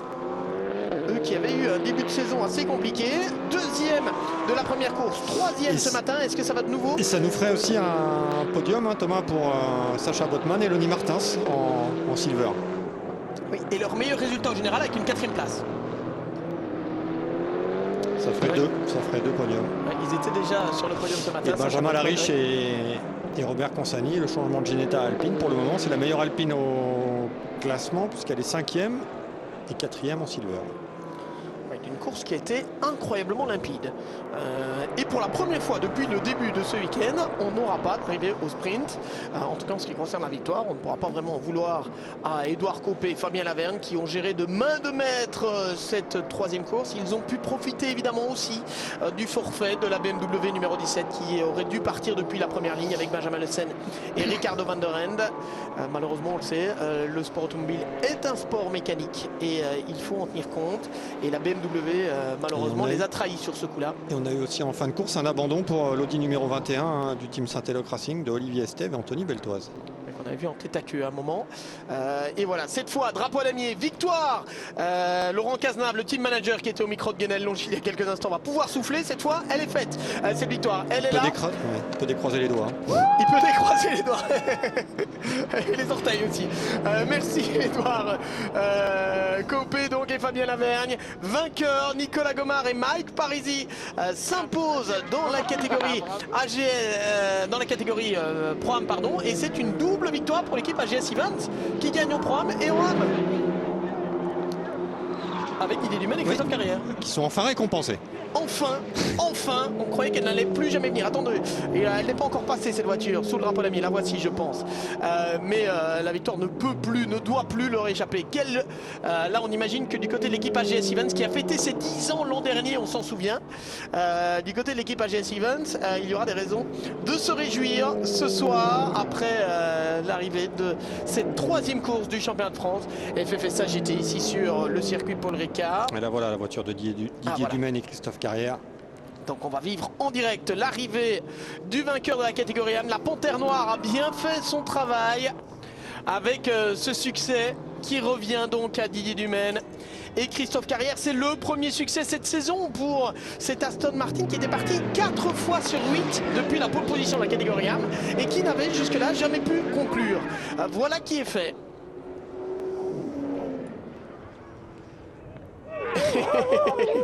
Regardez la joie de Christophe Carrière. C'est ce qui fait, Laurent, c'est ce qui fait la beauté du sport et du sport automobile en particulier. Ce sont ces émotions. C'est un véritable ascenseur émotionnel que nous propose et qui en tout cas que le sort a proposé aussi à cet équipage de l'équipe AGS Events depuis le début de cette année. Des déceptions parfois cruelles qui laissent la place à des joies intenses. Voilà ce que l'on peut vivre dans le sport automobile. Voilà ce que l'on peut vivre dans ce championnat de France FFSA GT, Laurent, et on le sait déjà, on en est pratiquement sûr, on est prêt à parier qu'à Albi à Lédenon, on aura d'autres rebondissements, on aura d'autres retournements de situation. Surtout qu'à Albi, ça va être un petit peu, les cartes vont être un petit peu redistribuées puisque c'est un circuit qui sera emprunté pour la première fois par le championnat. Alors on sait que c'est un peu le terrain de jeu du team AKSP qui est basé pas très loin. Mais les concurrents du championnat de France FFSA GT vont découvrir ce circuit d'Albi, donc forcément ça va peut-être un petit peu remodeler les cartes. Ça pourrait effectivement amener un petit piment supplémentaire. Exactement. Un circuit, comme vous l'avez dit, qu'il va falloir pour beaucoup en tout cas découvrir. Alors on le sait, la plupart des équipes ont été effectuer quelques tests, au moins déjà rouler un peu pour découvrir ce tracé. Comment sera la météo dans 2 semaines? Ça c'est une question évidemment à laquelle on n'a pas encore de réponse non plus. Ce sera intéressant et ce sera passionnant à suivre. Et puis par la suite, il faudra attendre 3 semaines supplémentaires pour vivre le week-end de Lédenon. Ce sera un calendrier incroyablement compact. Édouard Copé et Fabien Lavergne s'imposent au niveau du classement général et dans la Silver Cup bien sûr. Nicolas Gomard et Mike Parisi 2e et vainqueur de la catégorie Pro-Am. 2e victoire pour eux en Pro-Am d'ailleurs. Et puis on a Paul Petit, Thomas Drouet 3e, Sacha Bottemann et Lonnie Martins 4e, Benjamin Lariche, Robert Consani 5e. Fabien Michal et Grégory Guilbert, malgré le problème du début de course, terminent 6e. Ils marquent encore des points. Et certainement dans le classement Pro-Am où ils vont terminer 2e. Devant Christopher Campbell et Nicolas Prost qui après un abandon hier s'offre un 2e podium aussi dans la catégorie Pro-Am. On a 3 équipages, Laurent, qui en Pro-Am dominent pour l'instant. En tout cas qui ont plutôt bien fonctionné aujourd'hui puisque Nicolas Gomard et Mike Parisi sont montés sur le podium de la catégorie Pro-Am également. Ah non, ce matin ils avaient eu un problème technique, pardon. Ils avaient gagné hier, ils ont eu un problème technique ce matin. Donc il y aura 2 victoires et 1-0. On a eu 1-0 avec l'abandon hier de Christopher Campbell et Nicolas Prost et puis 2 arrivées sur le podium aujourd'hui. Par contre, l'air de rien, Grégory Guilbert et Fabien Michal, même si je suis sûr il y aura une déception de nouveau ici, vont terminer, Laurent, pour la 3e fois 2e de la catégorie Pro-Am. Et les grands gagnants du week-end, même s'ils n'ont pas gagné une course, les grands gagnants du week-end, ce sont eux. Clairement, ce sont eux et du côté de la Silver Cup, Édouard Copé et Fabien Lavergne qui passent en tête du classement Silver. Et dans la catégorie AM, finalement Didier Dumaine et Christophe Carrière qui gagnent en AM et Laurent Coubard, Jean-Charles Rédélé qui termine 2e. Ils ont bien aidé Pascal Hutto et Christophe Armand contraint à l'abandon parce que Sylvain Karoff et Erwan Bastard 2e en AM ne marquent entre guillemets que les points de la 3e position. Ouais, et Wilfried Casalbon et César Gazo terminent 4e. Ouais. Et une belle 5e place aussi de Pascal Gibon et Christophe Bourré sur l'une des Mercedes du team AKSP en AM. Ouais, ce qui nous donne une belle variété du côté de la catégorie AM aujourd'hui sur le podium. On va retrouver Guénaël avec les vainqueurs au pied de ce podium. Ouais, et ça commence à en faire des victoires si j'ai bien compté, Edouard. Ça fait 3 au scratch et 4 en silver. Bravo pour cette magnifique campagne. Je vous voyais compter dans votre tête, c'est ça? Ouais, exactement. Je crois que ça fait ça à peu près. C'est un super week-end pour nous avec 2 victoires au scratch et en silver et une seconde place en silver. Et en plus de ça, on rentre du Castellet avec la première place du championnat. Donc on ne pouvait pas rêver de mieux ce week-end. Ouais, et ben on a hâte d'être à Albi, ça va arriver vite, hein. Et oui, c'est dans 2 semaines déjà. C'est pas loin de la maison, Edouard. C'est juste à côté de chez moi, je suis à domicile. Eh ben écoutez, on vous souhaite le meilleur à Albi dans 15 jours. Merci, Edouard. Merci beaucoup. Merci Guénel, merci à Edouard. On vous a dit qu'il était plutôt calme, du genre Edouard Copé. Oui. Ton masque, Nico. Ils viennent gagner. Vous vous rendez Nico. compte qu'il était dans la voiture il y a 2 minutes encore. Ils viennent gagner et il est là, il arrive, c'est calme. C'est cool, il vient de fêter ses 18 ans et aucune raison vraiment de s'énerver. Voilà, ça semble presque naturel et c'est l'une des forces clairement de ce jeune pilote, Edouard Copé, un jeune pilote français qui est à suivre clairement dans l'univers du grand tourisme. Ça ne fait aucun doute. Edouard Copé associé à Fabien Lavergne qui est moniteur dans la vie, moniteur de pilotage sur circuit, Fabien Lavergne, et qui prouve cette année également qu'il a un sacré niveau dans le cadre de ce championnat de France. On va retrouver Guénel de nouveau avec les vainqueurs cette fois de la catégorie Pro, mais deuxième du général. Il y a trop de boutons, j'arrive plus, messieurs, à appuyer sur les bons. Je commence à fatiguer. Bravo, Nicolas Gomard, Mike Parisi, encore une victoire. Alors là aussi, je les compte. C'est la deuxième du week-end, la troisième en Pro-Am depuis le début de la saison. What else, comme dirait un certain Georges. Ça n'a pas été de tout repos, malgré ce qu'on pouvait voir, peut-être, j'imagine, à la télé. On est parti sur une stratégie plutôt agressive, exactement le contraire de la course d'hier, parce que la configuration était différente. Mike m'a laissé une auto, on va dire, sympa, mais peut mieux faire. On va dire que... Un peu égoïste, excusez-moi. Côté pneus, c'était un petit peu compliqué. Et c'est vrai que je me suis vraiment appliqué à ne pas faire d'erreur. Pas faire de chrono, mais pas faire d'erreur. Rester sur la piste. On avait une avance conséquente par rapport au relais qu'avait fait Mike, qui était de très haut vol. Et j'avais un objectif, c'est de ramener la voiture et laisser les Silver faire leur bagarre, parce que c'était pas ma guerre, comme dirait l'autre. Petit mot rapide, Nico, avant qu'on aille voir, les voilà. On arrive. Eh ben, on va tendre le micro à Didier. Viens par là. J'allais dire à Nico, évidemment, un team manager heureux parce que c'est une victoire en Pro-Am et une victoire en AM. La première pour Didier, je vois les larmes, Didier. C'est énorme. Pour une course, ouais, je sais, on a galéré, tu sais qu'on galère depuis le début de l'année. J'ai une équipe d'enfer. Regarde-moi ça, regarde ça, c'est de l'enfer. Et franchement, j'ai tout donné, on a eu un bon résultat, ça fait du bien pour le moral.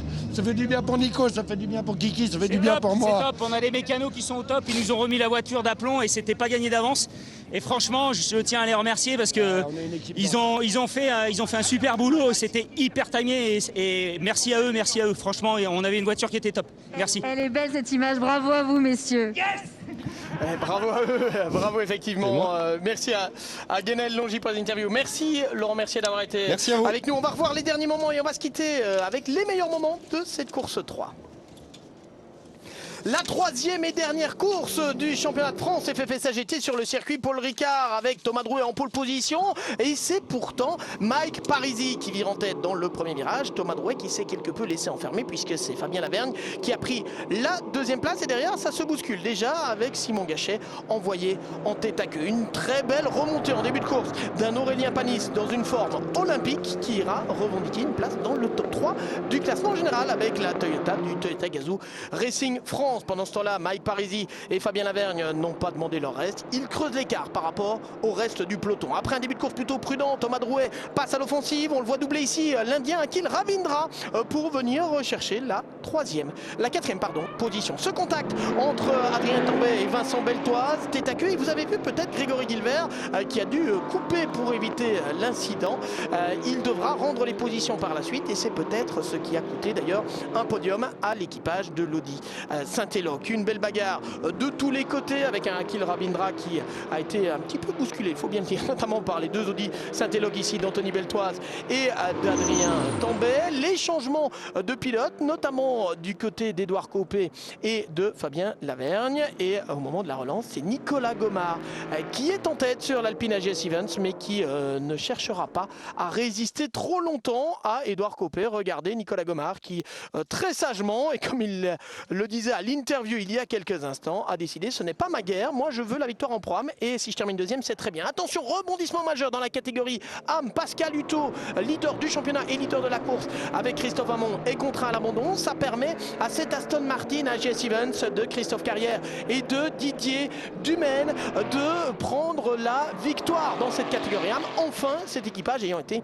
poursuivi par la malchance depuis le début de l'année. Victoire, c'est la deuxième d'Edouard Copé et de Fabien Lavergne au niveau du classement général. Victoire en Pro-Am pour Mike Parisi et Nicolas Gomard et victoire en AM pour Christophe Carrière et Didier Dumaine. Rendez-vous à Albi dans 2 semaines pour la suite de ce championnat de France FFSA GT.